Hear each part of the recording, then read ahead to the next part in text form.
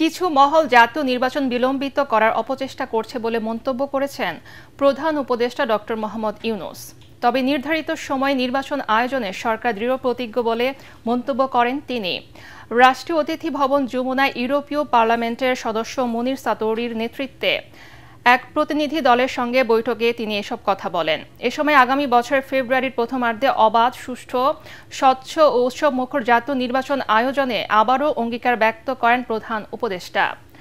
প্রধান উপদেষ্টা বলেন, নির্বাচন ফেব্রুয়ারির শুরুতে রমজানের আগে অনুষ্ঠিত হবে। তিনি উল্লেখ করেন, দীর্ঘদিন পর বিশ্ববিদ্যালয়গুলোতে ছাত্র সংসদ নির্বাচন পুনরায় শুরু হওয়ায় তরুণদের মধ্যে গণতান্ত্রিক প্রক্রিয়া নিয়ে ব্যাপক উৎসাহ সৃষ্টি হয়েছে। ডক্টর ইউনূস আশা প্রকাশ করেন, জাতীয় নির্বাচনে তরুণ ভোটাররা ব্যাপকভাবে অংশগ্রহণ করবে এবং দেশের জন্য এক নতুন সূচনা বয়ে আনবে। তিনি বলেন, এই নির্বাচন বাংলাদেশের ইতিহাসে নতুন অধ্যায় রচনা করবে। বৈঠকে সংস্কার কার্যক্রম, রোহিঙ্গা সংকট এবং ইইউ বাংলাদেশ সম্পর্ক নিয়ে আলোচনা হয়। ইউরোপীয় এমপিরা অন্তর্বর্তী সরকারের প্রচেষ্টার প্রশংসা করেন এবং আসন্ন নির্বাচনকে বাংলাদেশের গণতন্ত্র যাত্রায় একটি গুরুত্বপূর্ণ সুযোগ হিসেবে আখ্যায়িত করেন।